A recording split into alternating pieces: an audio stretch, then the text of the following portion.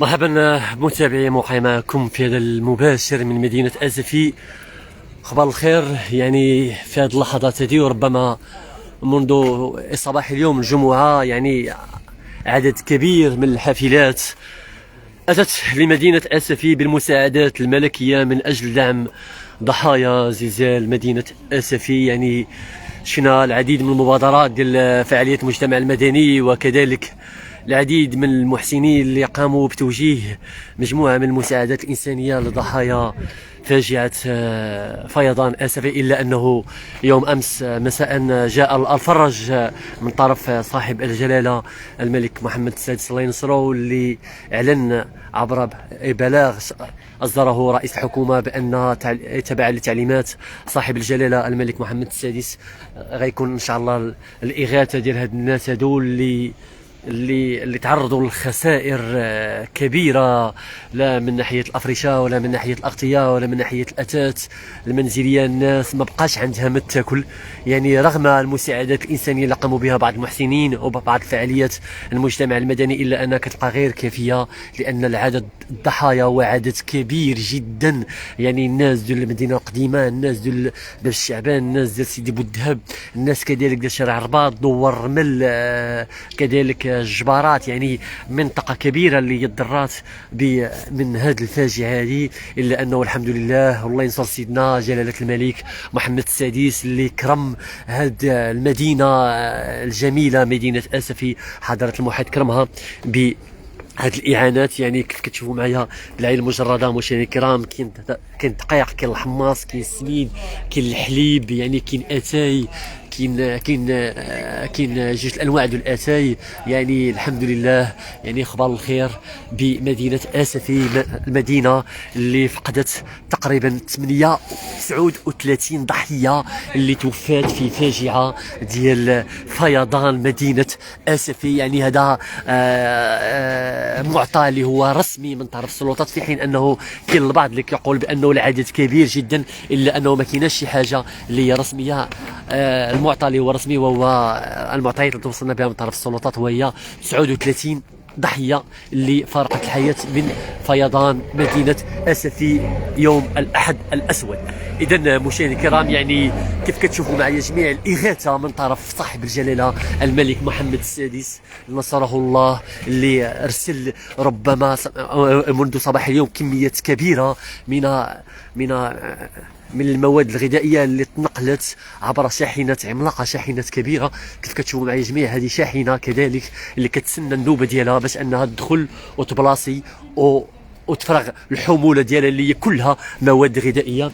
يعني كتشوفوا معايا جميع من بعيد، يعني عدد كبير من العمال والمستخدمين والناس اللي متعاونين اللي كيهزوا هذه السلع باش انهم يدخلوها لهذا الفضاء هذا من اجل توزيعها بطرق قانونيه وبطرق اللي هي ملائمه ومحترمه لساكنه مدينه اسفي. يعني كتشوفوا معايا هذه كميه كبيره من الحليب.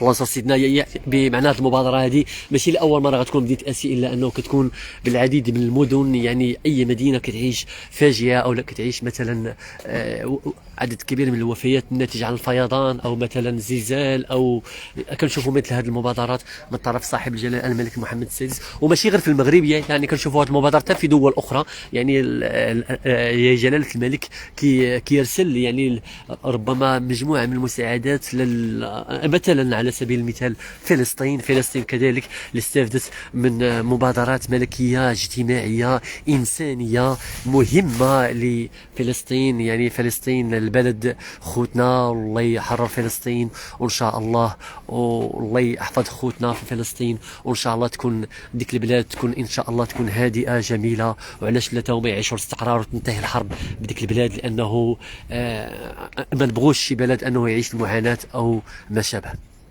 اذا مشاهدينا الكرام، كتشوفوا معايا جميع مواد اساسيه مهمه يعني بالنسبه للجوده. يعني المواد الغذائيه كلها بجوده جيده. يعني كتشوفوا معايا جميع، لا من ناحيه لا الدقيق لا الحليب لا كذلك لا الحماص لا السميد. يعني هادشي اللي كنشوف بعيني المجرده. كذلك كنشوف هنا كاين كذلك هذا كذلك السميد كذلك. هذا هذا الحمص يعني هذه اللوبيا، يعني كتشوفوا معايا جميع يعني المواد السمر، المواد اللي كتدفي المواطن البسيط، المواطن المغربي، المواطن الخلوق. يعني كذلك كاين العدس كتشوفوا معايا، كاين العدس يعني كاين الحمص كذلك، يعني مواد اساسيه. ومازال مشاهدينا الكرام مازال جايين عدد كبير من الحافلات الكبيره والرموكات اللي هازين حموله مهمه من المواد الغذائيه. هذا كذلك، هذا رموك كتشوفوا معايا جميع كيتسنى في النوبه ديالو باش انه يدخل، وهو كذلك محمل بالمساعدات الانسانيه، مساعدات اللي محتاجها ناس اسفي واللي كانوا كينتظروا هذه المبادره الانسانيه من طرف صاحب الجلاله الله ينصره الملك محمد السادس، المعروف بمبادراته الانسانيه كما كيقولوا المغاربه بانا الكبير. يعني صاحب الجلاله الملك محمد السادس الله ينصره والله يحفظه. يعني كنشوفوا تشكيله من ربما من عمالة اسفي ومن السلطات المحليه، وكذلك بعض الاطر بمتجر مرجان اللي جابوا ربما كراك باش انها تهزت السلع وغتدخلها لعين المكان.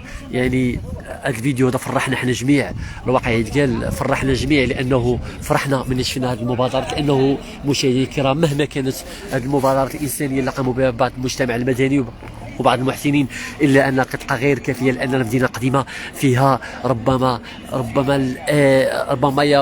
الالاف من الاسر. يعني صعيب باش انك تقدر تواكبهم كاملين، صعيب بزاف، الا انهم ملي كيكونوا بحال هذه الحافلات العملاقه اللي كتنقل لك كميه كبيره من الاطنان المدينه اسفي. يعني غادي يكون الاغاثه ديال هاد الناس هادو. كذلك البلاغ يوم امس كيأكد انه غادي يتم الاصلاح ديال المحلات التجاريه كامله اللي تعرضت للخسائر، لا المحلات التجاريه المتواجده بباب الشعباء او لا المحلات التجاريه المتواجده بسيدي بوتاب، يعني غيتم الاصلاح ديالها. وكذلك بمبادره من صاحب الجلاله الملك محمد السادس الى حين ان شاء الله ايجاد حلول اخرى من اجل الناس هذو باش انهم يتعتقوا من هذه الكارثه. يعني الناس عرضت لخسائر ماليه كبيره مشاهدينا الكرام، يعني كاين اللي مشات ليه 40 مليون، كاين اللي مشات ليه 60 مليون، من غير المحلات اللي كيبيعوا الذهب، يعني دوك المحلات التجاريه اللي كيبيعوا الذهب. يعني راكم اكيدين مشاهدينا الكرام كاين اللي مشات ليه حتى 200 مليون، لانه كاين محلات كبيره جدا بباب الشعبه وبسيدي بوتاب.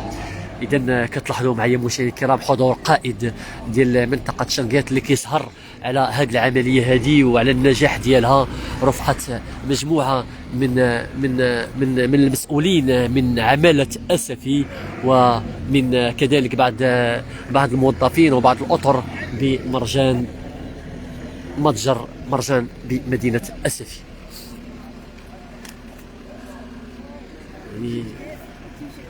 يعني مشاهدينا الكرام كتشوفوا معايا هذا لايف جميل، لايف المغاربه جميع غادي يفرحوا به، لايف غادي يفرحوا به الناس المحسنين من اجل اغاثه هاد المواطنين اللي اليوم تعرضوا لخسائر ماليه كبيره. اذا مشاهدينا الكرام دمتم في رعايه الله، والى اللقاء في لايف اخر ان شاء الله. مع السلامه.